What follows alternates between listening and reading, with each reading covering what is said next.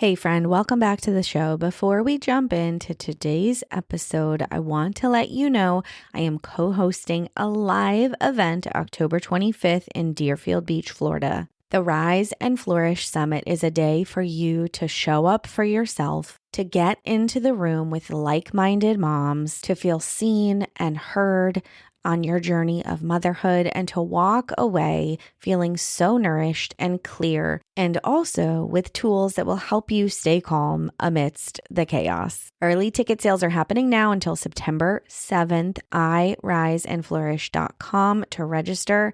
I cannot wait to see you there. The room will fill up and we do have limited space. So if you think you want to go, hop on to iriseandflourish.com now to register. This is all temporary, right?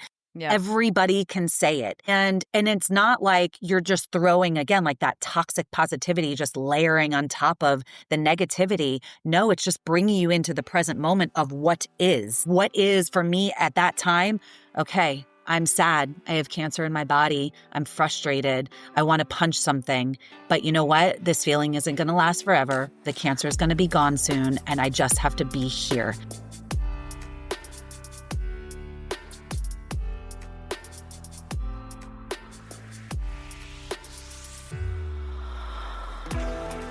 Hello, welcome back to the show. I'm so happy you're here. Today I'm joined by Crissy Florio. Crissy is a yoga instructor. She's a breast cancer thriver, and she is the author of For the Love of Jugs, a breastie's guide. She's also a wife to her high school sweetheart and a mom of two now young adults. She's got a decade of experience and blends vinyasa and therapeutic yoga, specializing in lymphatic and fascia health to support women on their healing journey. And she is an absolute powerhouse in all of these things. I'm so happy to be bringing this conversation to you. We do talk about Crissy's breast cancer journey. We also talk about mindset and how to heal from trauma and Crissy's experience with her lifelong things that she brought with her. And it just gets so deep and I love it.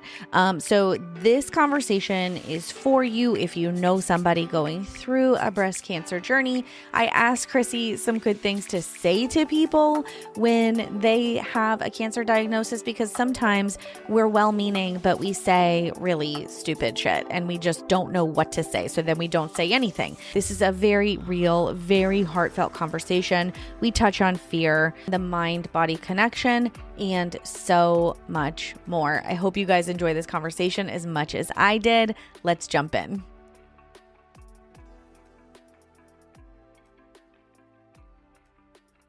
Crissy Florio, welcome to the Raising Wild Hearts podcast. Thank you so much. I'm always just so beyond like grateful and honored when I get to do these types of things, because I feel like there's a sense of trust that you have in me to be able to speak to your audience and your community. So it doesn't go unnoticed. I actually have the chills right now, kind of thinking about this and a little bit of what we were talking about beforehand too, but it doesn't go unnoticed how grateful I am to be able to not only share my story, but also share some of my wisdom and my knowledge, and hopefully be an inspiration to at least one person in your community, if not more. That's right. A lot more than that. And this conversation, yes, we're going to talk about breast cancer. You were diagnosed with breast cancer in 2020, but also like this conversation at the core, at the heart, is about being a human in this messy fucking world we find ourselves in. It's about self-love and about empowerment. So we're going to go all the places. And the place I want to kick us off, like, tell us how you transformed this story from pain into purpose. Like, look at you. You wrote a book. You started a business. Like, I just can't wait to hear about it. But like a lot of people, you could put your head in the sand and Absolutely. just kind of take it and let it beat you down, but you transformed it to purpose. So take us along that journey. All right. Well, yeah, being diagnosed in 2020 was another smack in the face after going through COVID and quarantine life. And I was diagnosed in September. And in Florida, as you know, we were already starting to get back out and live life again and restart after quarantine life. And so when I was diagnosed, because of the uncertainty of times, I felt like I needed to go back into quarantine. I didn't know how my body would react. I went through chemo. I had a double mastectomy. I didn't know how my immune system would react to getting COVID or getting sick. So we quarantined again. And I gotta say, it was a blessing in disguise to go back inwards again. Not only in quarantine before, where I took that time to start developing even more of a spiritual practice, but I was able to put some of that and a lot of my other practical tools in my spirituality and what I was just learning. And then obviously my background in yoga, having taught yoga for so many years. When I had to go through my breast cancer journey, I had to go inward, and I had the time to do that. I didn't have all the distractions. The only place I was going to was to my doctor's appointments and to chemo. I didn't have the distractions of normal life going on. So I was able to really, really go inward and start to really understand the importance of healing through this, not around this, healing mind, body, heart, and soul, and understanding that this is happening for me and not to me. And that's a really hard thing to understand. You hear those words, you have cancer, and you're like, what in the actual fuck? I thought I was a healthy person. How did this happen to me? There's no way, right? And those thoughts definitely went in my mind. I mean, I'm not going to lie, right? But I was able to just kind of hone it back in and say, okay, Crissy, let's see really what this means. And how we can grow through this and get on the other side of this and not just play the woe is me type of character in this story of mine. You know, granted, I have always been somewhat of a positive person. I've always kind of seen, you know, the good side of things. But when you're going through that, there's a lot of dark days. And I think it's important to understand that we can have those days. And it's important to also work through those days and not just sugarcoat everything and just put positivity, toxic positivity on top of everything. It's you got to understand that we have to feel all of the feels. So I also allowed myself to do that throughout my whole journey. And it really wasn't until like a couple years later that I paused and I looked back and I was like, holy shit, I would read like journal prompts or some of my old journal books, and I would look back and wow, I really, from the beginning, was fairly positive. Like, I got this. I'm going to tackle this head on. And that's when I started to realize more and more that I needed to turn my pain into purpose and really help women who are diagnosed understand that it doesn't have to be a prison sentence. Understand that they can still create a life of peace, of joy, of ease in their diagnosis. And again, but also understanding that they're going to have hard days, they're going to have good days, they're going to have rough days, they're going to have, the in-between, but that it's super important to feel all of it. And I think that's kind of where I was just like, I got to do something. And as teaching yoga, I thought I was going to kind of go down that route. So I got different certifications, like yoga for cancer recovery and yoga for the lymphatic system, understanding our physical vessel a little bit more, about the fascia, even traditional Chinese medicine, all with a yoga like foundation. But I realized more and more that I have to create something that I don't have to be in front of the person. And that's where I realized a book is really necessary. So I started writing the book For the Love of Jugs, a Breastie's Guide. Love it. Every time I say it out loud, I actually giggle because it's just funny. But, it just brings us a sense of lightness to what could be a very dark time. So, she's been out now for almost 6 months, and I've been getting just some beautiful reviews and even from people who have never experienced cancer have read it and feel that it is very helpful for them in whatever trauma or life situation that they go through as well. So that's really nice to kind of hear from different people with those beautiful reviews. Yeah. Did you think while you were writing your book that this was kind of like a love letter or a warm hug to yourself on that day when you got that diagnosis? Exactly. Again, chills again. Yeah. Yes. Yeah. I wanted it to be the girlfriend's guide, the what to expect when you're expecting type of book, but in the breast cancer world, because the moment you hear those words, you almost feel like the Charlie Brown, like wah, wah, wah, wah. I mean, you completely disconnect. You don't know which way is what. It's a lot, right? And you are getting thrown into this new world that, number one, nobody ever wants to be in, but there's new lingo, right? You got to learn all the language of cancer, what type of cancer you have, what your protocol is going to be. Then you start doing research. Is this right for me? And obviously telling everybody and being that emotional standpoint of it. So the book really is for those women because again, people ask me all the time, Crissy, what my sister was diagnosed, my mom was diagnosed, my best friend was diagnosed. What can I get them? The book is what you get them. The book is, going to be kind of like their Bible, their journal, their guide to keep with them throughout their whole journey. Because not only is there the practical tools in it, right? But there's a lot more of helping people to realize that there's more to healing than just I'm just healing my breast. I'm just healing where the cancer is. You have to heal mind, body, heart, and soul. So introducing to some people that don't even understand really what holistic healing is or an integrative approach to your healing, but how can you incorporate, yes, the physical of the Western world to get the cancer out, but how do you also incorporate some of those ancient old wisdom, and energetic type of healing practices from the Eastern world? And so, I mean, that's really what I did. I incorporated both into my practice, and I felt like it gave me something to do on my own to help myself support myself and not need my doctors. And granted, I did need my doctors. I went through chemo. I had the mastectomy. So I needed them to help me get the cancer out.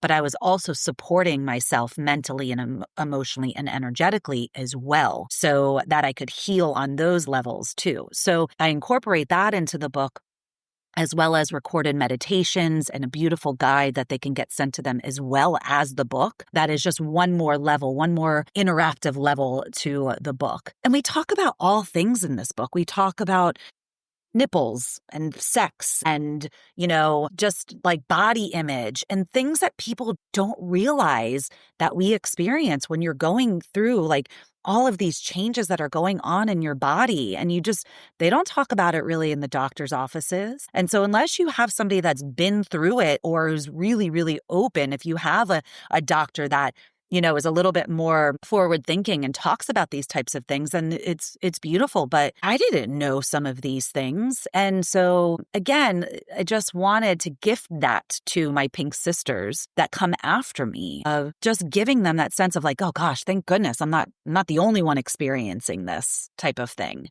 Yeah. Or if they do start to feel like, sex hurts or it doesn't feel good down there, or, like just moving your body and stuff, just the achy joints and everything, just knowing that it's normal, somewhat normal, or that you're not alone is comforting.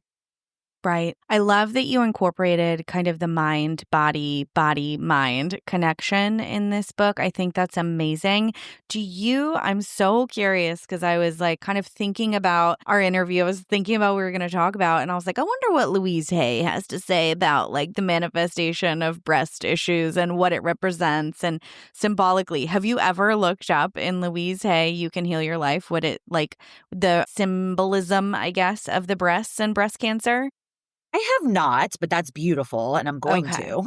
Yeah. Well, So I'm going to thank tell you. that. I'm going to tell you right now because I did. Good. I have the book here. I was like, I got to bring this up because I think it's really interesting and maybe we can like dissect this because I'm curious your thought on this. So she says, breasts represent mothering and nourishment, of course, right? And breast problems represent a refusal to nourish the self, putting everyone else first, over mothering, over protection, and overbearing attitudes. Like, how does that all land for you? And then we're going to unpack it even more. Nipples are tingling here a little bit. Right. I'm feeling it. Like, I feel that. I do. Yeah. I love all of that, and I can see all of that, right? Yeah. Before I dive into that, we have the left side of our body is the female side, the mother side. The right side of our body is the masculine, the father figure, the male. And my breast cancer was on my right side. So I'm on the masculine side. And it's interesting that couple of things. My upbringing was an interesting household. My father was was paralyzed when I was 5 years old. And I know that going through that at such a young age and watching my father go from somebody who was super physical and an athlete and very macho man to somebody needing help a lot was a really interesting thing to witness and to watch. It wasn't a very easy childhood, and I love my father, but he's still alive, is somewhat of a difficult man to speak to and stuff like that. So when I got diagnosed and I realized it was on my right side, I'm like, well, isn't that interesting, right? And when we talk about the breast in general, regardless if it's masculine or feminine, that this is the way that we feed and nourish life. And I just think that when we become mothers, and it could be a mother of an animal too. No, not everybody is, can have children or choose to have children or whatever, right? But we tend to sometimes, and I think this is generations past, we do put everybody in ahead of us, right? Yep. We're the doers, we're the givers. We're like, okay, what do you need? What do you need, right? And we just go, go, go. And we don't stop and pause to provide ourselves with the self-love. And it's beautiful conversations like this that is that invitation to anybody who's listening to this podcast that it's not selfish to create a practice, a routine, a ritual of self-love daily. That could be 5 minutes tuning everybody out and going in your room and doing a meditation. It could be going to workout classes or yoga or going out for a walk. It could mean getting on a phone with your best friend or making time to go hang out with your best friend. What are things that can nourish you, right? Because when we are little, we are being nourished from our parents, hopefully. And then when we have children, we nourish. But then it's like we forget to fill our cups once again. And that's really, really, really important to do. So that's everybody's reminder and permission. Like you don't need the permission, but we feel like we do sometimes, is to really allow yourself this time to love yourself, to nourish yourself, to fill your cup, to carve out time and space and not view it as selfishness. View it as self-love. We have one life to live. We have one vessel that we live in. And so showing up every day to just move our bodies or just to simply breathe or be is a form of self-love and so, so important. And then the other thing too, for myself about the masculine and the feminine, it's interesting. I wouldn't call myself like a real girly girl, but I'm definitely more feminine than I am masculine, for sure. We need a little bit of both in us in order to create. And I found that I was leaning way more into my feminine side, which I love. We're girls, we're ladies. I love the feminine side. But I realized more and more, like I also have to tune into the masculine side to also be that part in creating. Right? Because if you think about babies can't happen without at least a male and a female. It doesn't have to be together. It could be sperm and right there. But we can't do it without some form of feminine and masculine. And we need to take that also into what we create in life. We need to tune into a little bit of that masculinity in us to kind of really bring that home, to put it into action, but with the loving and the creativity and the expression of the female to like make it happen. So I really had to tune into that to actually create the book too, which was really fascinating for me to understand and to just have that moment of like, oh shit, okay, I see where you're going with that. So it was really just kind of nice. Very cool. So did the book like fall out of you, or did you have to like tape yourself to your chair, or somewhere in between? Somewhere in between. In the beginning, it was bumpy, right? It was like, okay, where do I want to go with this? My brain can focus and create so many different things, but then it wasn't like making sense. And I would catch myself. Fear would be coming in, and it would be like, hey, why don't you go schedule an appointment with somebody, go to lunch? Why don't you get up and go Sneaky. into the pantry? Yeah. And go into the pantry and go grab a snack, even though you're not hungry. Why don't you say, you know what? Oh, you definitely need more coffee when you clearly don't, right? The fear and the ego and just that procrastination was big. It was huge. And just doing the type of mindset work and growth work and just being real and honest with myself, I saw that. I understood that. So it was taking me a lot longer in the beginning because of that. And then towards the end, I just was like, I'm doing a disservice to all of these women who are being diagnosed daily. It is 1 in 8 women who will be diagnosed with breast cancer in their lifetime, right? 1 in 8. So I'm doing a huge disservice by not having this book out in the world. And I think that was like the fire. And then also having that realization of the masculine and the feminine that actually really, really helped me. And I would do a lot of meditations where I would meditate around my heart space and I would see my heart almost like it was a throne, but it wasn't just a queen's throne or a king's throne. It was both of them sitting there. And it was like I saw them coming together and being in unison and working together to help me get this book out into the world. And it was really then that I then also put a timeline on myself. And I was starting to feel energetically, she has got to be out in the world. I got to get her done. I got to get her done. And I kept just saying that over and over in my mind. And I just put the pedal to the metal and I got it out. And you know what? She's probably not perfect, as nothing is in life, right? And so I had to be one with it's never going to be perfect. Just get her out into the world, be with what is. And then I found my publishing team and worked with them to finalize everything. And here she is, 6 months later. I love that. Yeah. I love that. So I want to talk about this like over mothering piece versus self-care. And I don't think we have to like pit these two against each other, right? I do believe because I'm practicing daily, like that I can be a mom of 3 and still care for myself. And sometimes for me, it sneaks up in these very sneaky ways. So like today, 20 minutes before this podcast interview, wouldn't you know, I got a call from my son's teacher. He's just feeling a little off. He's feeling a little stuffy. I really think the best thing for him would be to come home. And I'm like, yeah, that's great. And I totally get that. And I love how committed you are to my son's needs and how in tune you are to him. And mama's got shit to do. So I'm going to call you later. I'll let you know when I can get there.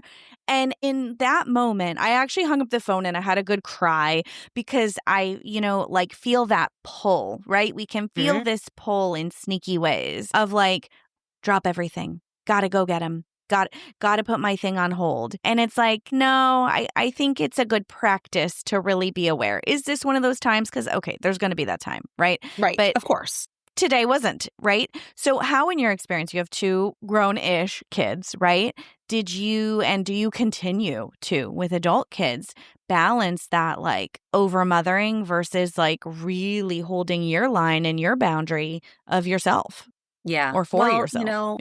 For yourself, right? Exactly. Yeah. Because, the truth of the matter is we're different people. We wear different hats, right? We're self first. Then we are mother or wife or friend or sister or daughter or whatever.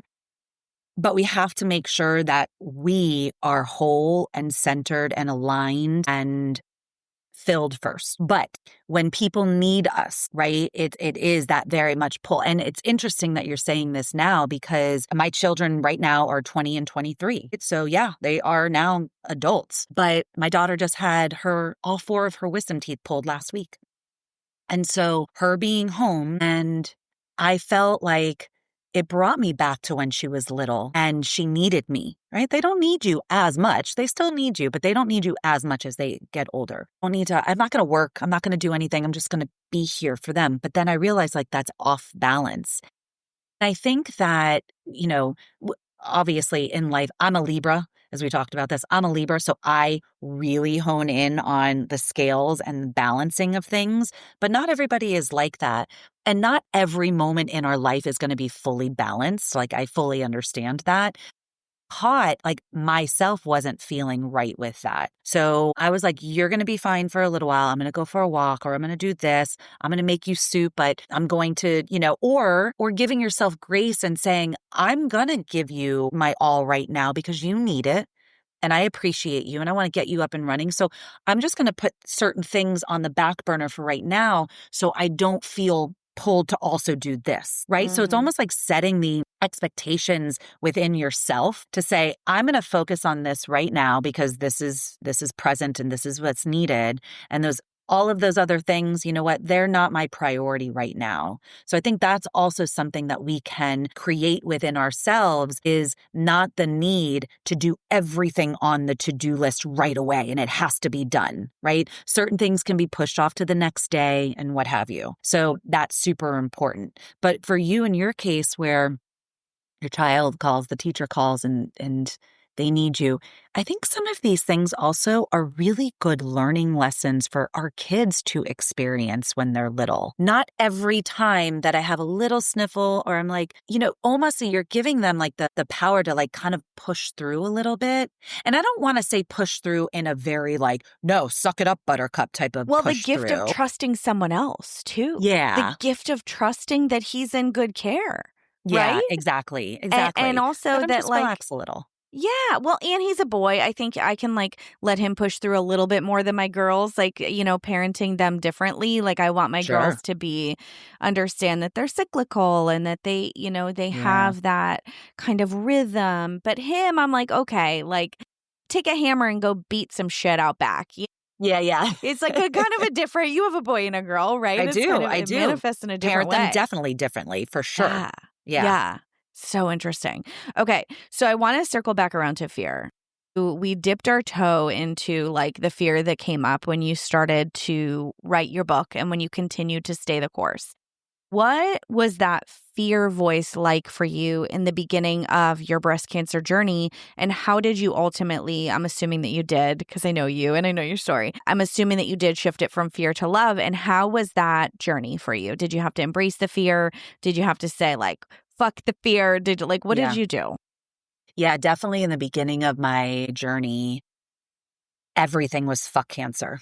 Everything. I had that mentality of like, fuck that, this, and it wasn't, what's interesting is from a fear-based standpoint, maybe the universe knew I was going to be okay. I never had the moment of like death, the fear of death. I didn't go down that path. And I know I've spoken to so many people who have been diagnosed with cancer since my diagnosis. And there's some people that definitely are fearful of dying. They're fearful that cancer is going to take them. It's interesting. I never had that moment. For me, the fear was, how is my body going to react to the chemo? How is my body going to react to putting implants in? These implants that I never wanted. And yes, I had the decision if I wanted them or not, but I had a double mastectomy. I have zero breast tissue. I would look like a 12-year-old concaved boy if I did not have implants. And I didn't go big or anything, but that fear of how is my body going to change? How is my body going to adapt? And leaning into my yoga practices and tools and spirituality, I had to visualize my body healing, my body going to be okay. I had to lose the attachment that my body is never going to be the same, ever. Not even just my breast, but my body. I mean, what you go through when you're going through chemotherapy or radiation, or the surgeries, your body changes and adapts.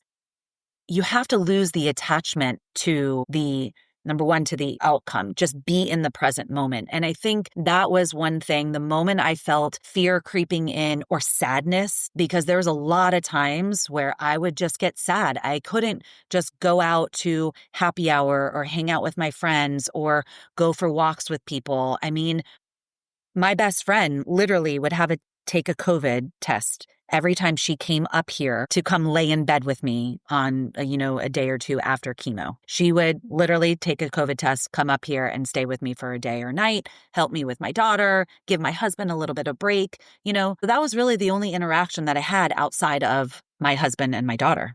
My son was already off to college.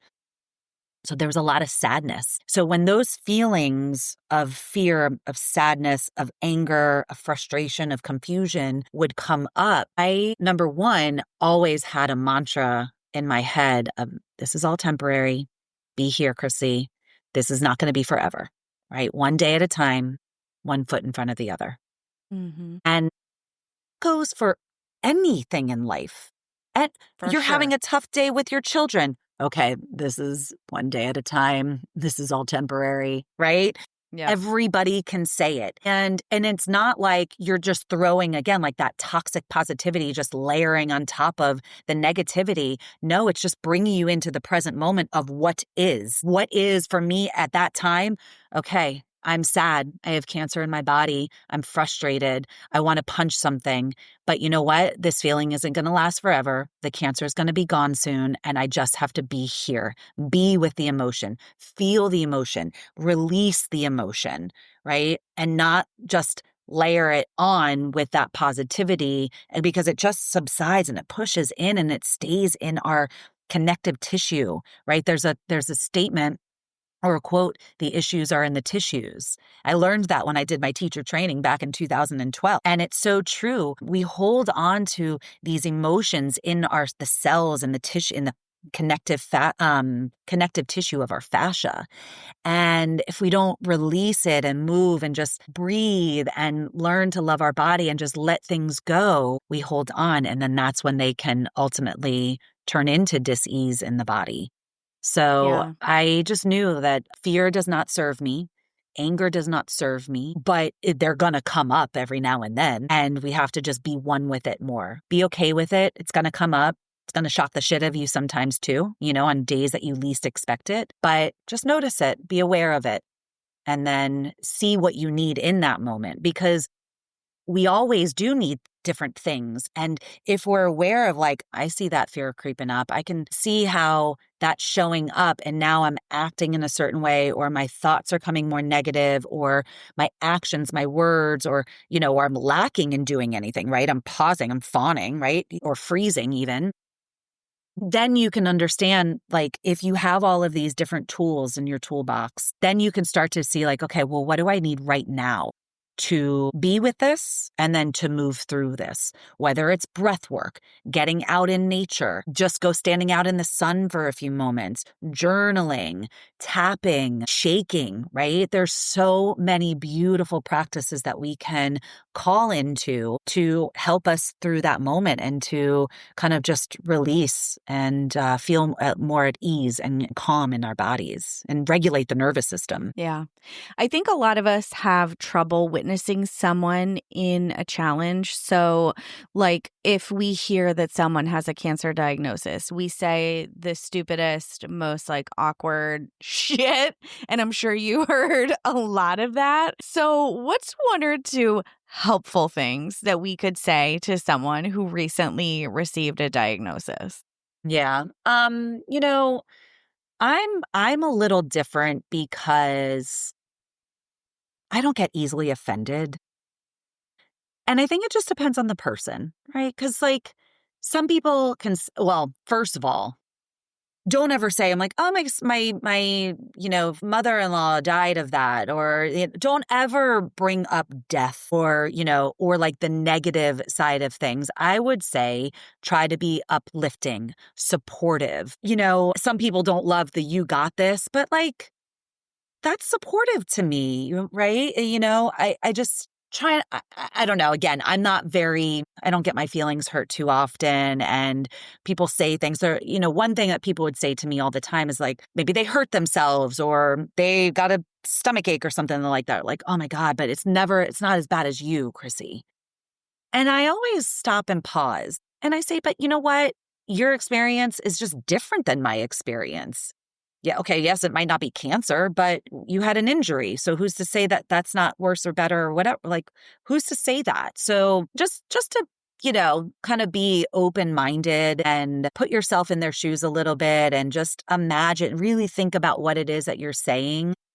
And just be as positive as you can, but not like overly. Just, always support. Ask, what do you need? And I'm trying to think of, like, what I don't remember really any. The only thing that I would say that really, I think, bothered me the most was just getting a text, "How are you?" from people that were really, really super close to me, but I haven't talked to in weeks. Making the people not feel like you're just checking in so that like, just to get your update and you know what's in the know, but then Mm, also, like, just give a little bit more, like thinking about you, sending you love to where it doesn't feel so like, how are you? Bitch, you don't get to know how I am if you haven't reached out to me in weeks. And you really don't want to know, like, I've been running to the bathroom or I can't eat. I'm so nauseous. I feel like I'm going to pass out every time I stand up, right? Like, that's not things that I'm going to text over the phone, like, especially if you haven't reached out to me in a while. So just again, being mindful in your approach into the reaching out is make it soft, make it meaningful, make it like you have their best interest in mind. And it's not like you just are texting so that you know, so yeah. that you feel like if somebody asks that they know what they're talking about, right? Yeah. Just be more aware and supportive about that. Yeah. So you seem like a very wise and grounded person, Crissy. I'm assuming part of that is like yoga. I don't know if you like came out of the womb like a little monk or whatever, but maybe you did. But I'm so curious now because from where I'm standing and kind of sitting, I'm looking at you and I feel as though I'm sensing as though you've gained even more wisdom walking this path. You have really needed to walk through the fire, so to speak. And so, what would yourself today say to the former version of you? Something maybe that you didn't think of. I know you were always so positive. You were so like really internally motivated to like get this and get over this. But like, what would you say to yourself today? I've really witnessed a lot of trauma in life from my dad, his injury when I was young and seeing him overcome it. That, yeah, no, I don't believe I came out of the womb like a little monk, but I came out of the womb, I was the baby. I was not necessarily a planned pregnancy. So that kind of also, I think, is a little traumatic, even though I didn't really realize that until years later, really until 2020. Before I was diagnosed, I started to realize, like, hey, you're not a mistake. You're not an oops baby, right? But so all of these little traumas that we experience in life give us the opportunity for a little bit more growth and a little bit more wisdom and a little bit more of like, we see other people, like with my father, seeing how he overcame what he overcame. So when I got to my big trauma, I was like, I can do this. I can do hard things, right? So I kind of went down that route, but seeing myself now, and if I were to say to Crissy, 42-year-old Crissy, who is just diagnosed, who went into, no, I got this, I'm going to do this, fuck cancer, right? I would say, I did this, but I didn't know I was doing this. Change your language, be it more calm, be more at one with the cancer, and realize that you're not fighting yourself. Because the cancer, it's still your cells. It's your body, right? Yes, we want them to go because they've gone rogue and they're not necessarily good. So we want those to go, but we don't want to attack ourselves. We don't want to fight ourselves. So I had the pleasure of working with a pranic energy healer who, Farrell. And, Love Farrell. she Yeah. did a beautiful protocol on me and she changed my way of thinking about the chemotherapy at that moment of just like, please go where you're needed and leave the rest of my body unharmed. Right. Yeah. And I think it was that moment that I started to realize, like, I've got to kind of be one with this. But I was still saying, fuck cancer, I'm a warrior, right? So I think that kind of for the people who are just getting diagnosed is try not to use that language because that is very hard, negative, fighting language. Just starting to immediately create the sense of peace in your journey and in your healing. And understand this is one thing, like, yes, teaching yoga for as long as I did, I understand the power of the body and I understand the power of the mind. And I always talked about the mind-body connection, but it really wasn't until like I was in it and then even more after doing some of these additional certifications of how important the body to mind connection is, how we need to be more in our body and in the experience of the senses of our body, and then how that directs up to the mind. I also have a lot of herniations in my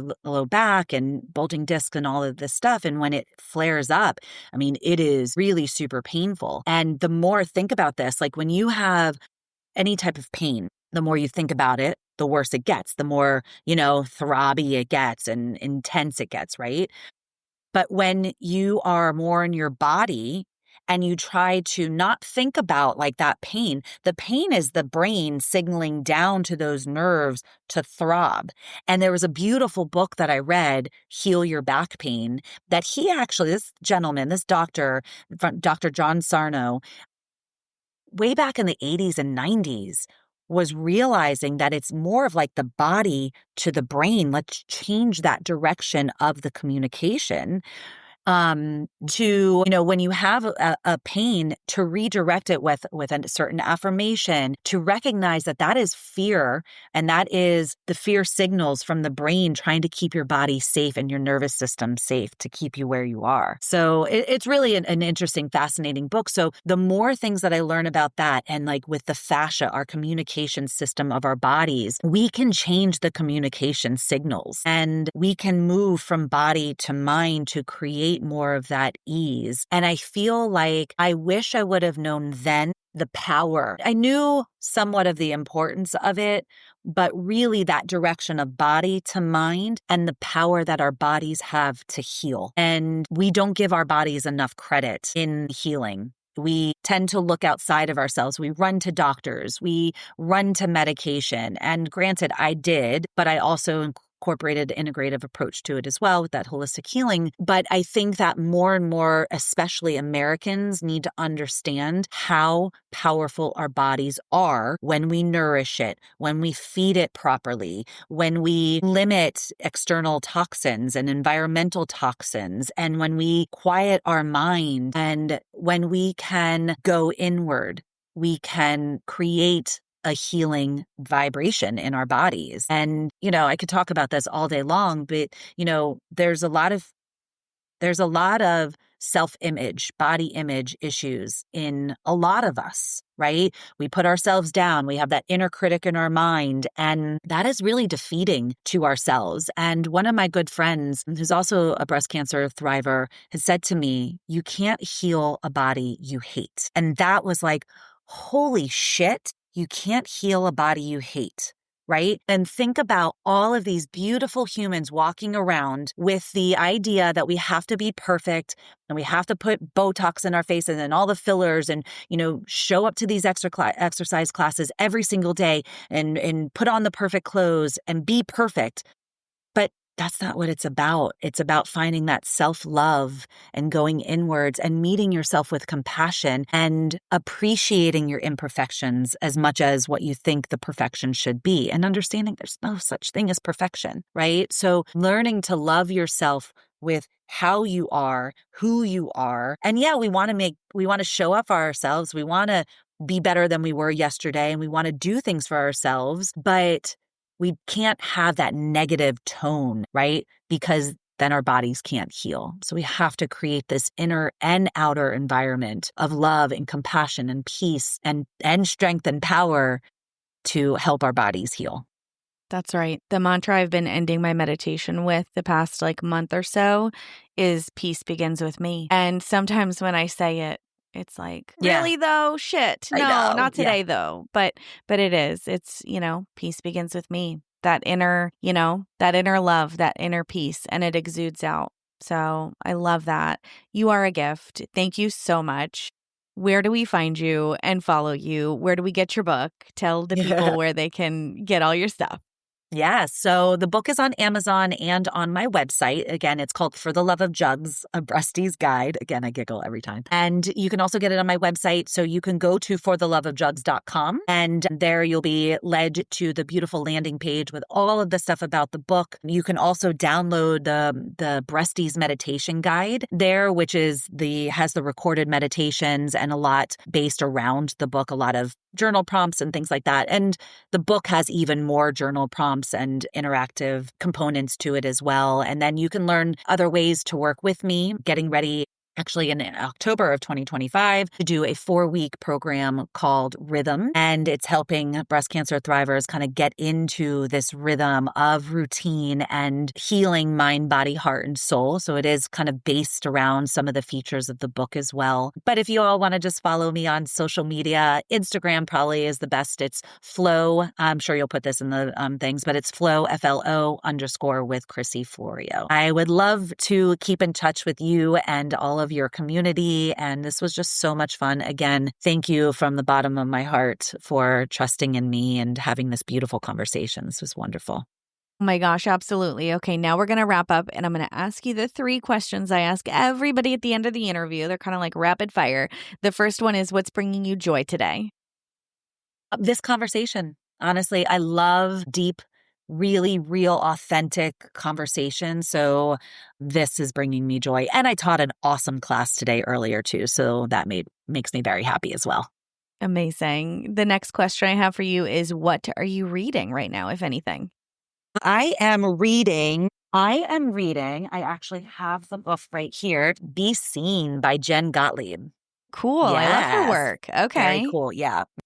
Awesome. And then the last question I have for you, Crissy, is who or what has taught you the most? I based especially on this conversation, my breast, the cancer, learning that we really can do hard things. It has brought me to a completely different relationship with my body, with my mind, with my energy, with this life we get to live. I view life way differently. I easily could go outside and just look at the preserve behind me and just lose myself in the moment.